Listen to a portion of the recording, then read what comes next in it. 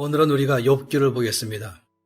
특별히 욥기와 시편과 잠언은 아주 중요하게 내용이 서로 연결되어 있습니다. 욥기는 우리가 하나님에 관하여 무엇을 믿어야 하는지를 가르칩니다. 또 시편은 우리가 하나님을 어떻게 예비하고 헌신하며 친밀감을 유지하는가를 가르칩니다. 잠언은 우리가 인생의 모든 국면에서 어떻게 우리 자신을 다스려야 하는가를 구체적으로 가르치고 있습니다. 이 세 권의 책은 연대순으로 배치되어 있기도 하지만 또한 신앙생활의 자연스러운 순서를 따라 배치되었다라고 말할 수도 있습니다. 왜냐하면 먼저 우리가 하나님을 아는 지식을 갖게 되고 그래서 하나님에 대한 우리의 판단이 올바르게 형성되고 오해들이 바로잡히고 그럴 때 우리는 하나님을 앞에 나가서 어떻게 예비하는지에 대해서 알게 되는 것입니다. 더 나아가서는 이 세상에서 우리가 어떤 일들을 지혜롭게 선택하며 하나님을 기쁘시게 할 수 있는가에 대해서 가르치고 있는 것입니다. 그래서 욥기는 교리서, 시편은 찬송과 기도서, 그리고 잠언은 실천서라고 말할 수 있겠습니다. 욥기는 하나의 만들어진 소설이 아니라 실제적 사실을 가지고 쓴 이야기인 것입니다. 욥기는 깨닫기 어려운 구절들이 많이 있지만은 전체적인 내용을 파악하게 된다면 우리들의 삶에 큰 유익을 줄 것입니다. 하나님을 아는 지식, 하나님의 절대 주권과 섭리를 이해하게 되죠.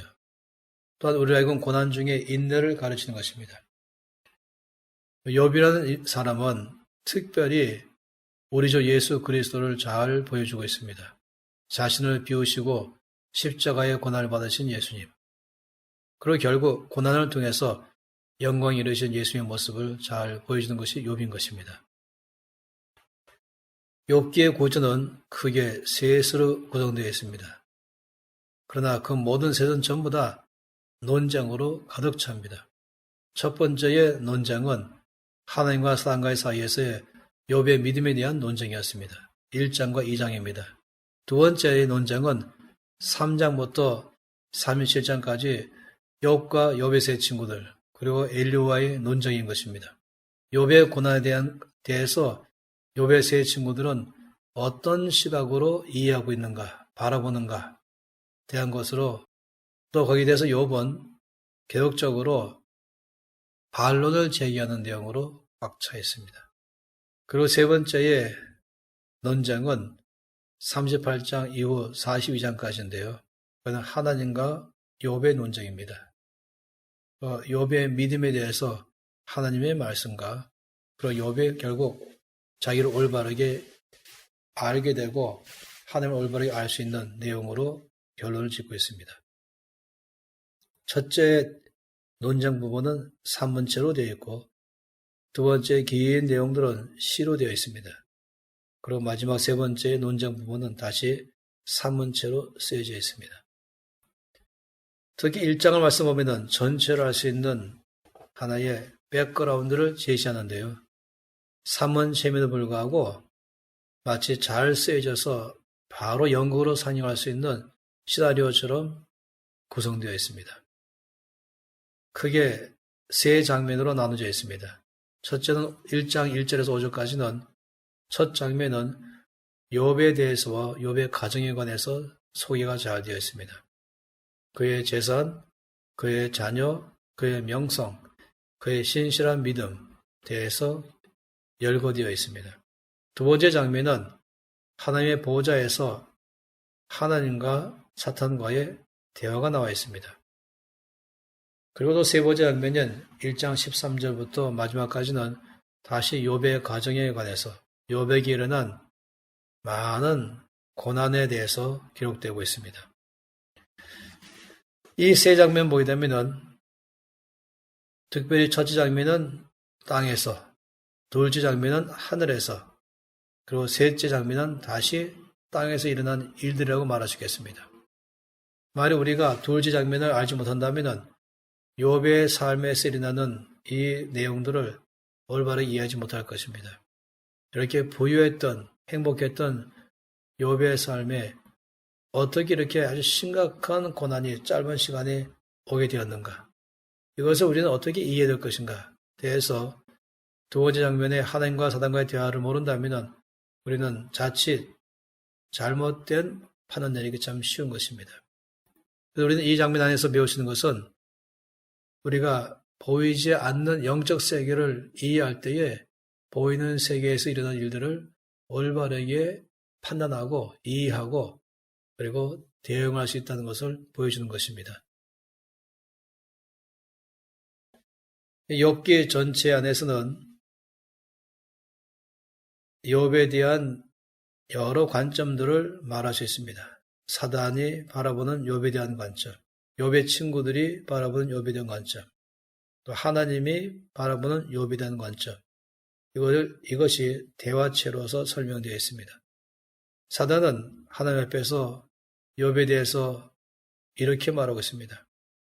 욥이 하나님께 신실한 것은 하나님으로부터 복을 받았기 때문이라고 하는 것입니다.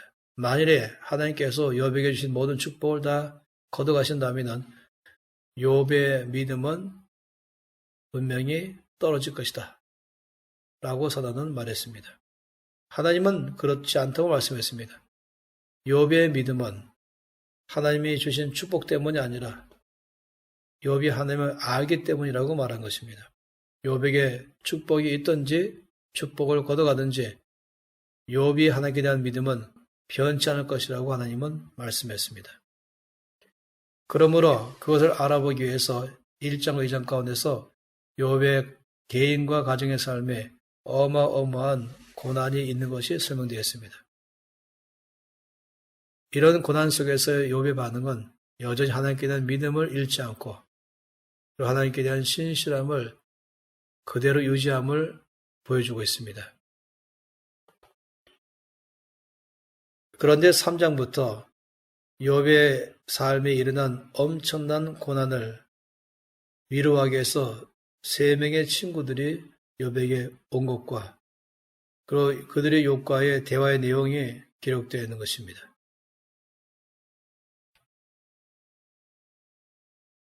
욥의 3 친구들은 이렇게 말하고 있습니다. 욥이 하나님 앞에 신실하였다면 하나님은 욥에게 축복하실 것이다. 그러나 욥이 하나님께 신뢰하지 못하다면 하나님은 욥에게 어려움을 줄 것이다.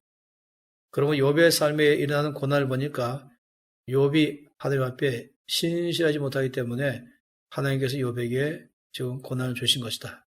이것이 바로 친구들의 계속적인 욥에 대한 논쟁인 것입니다.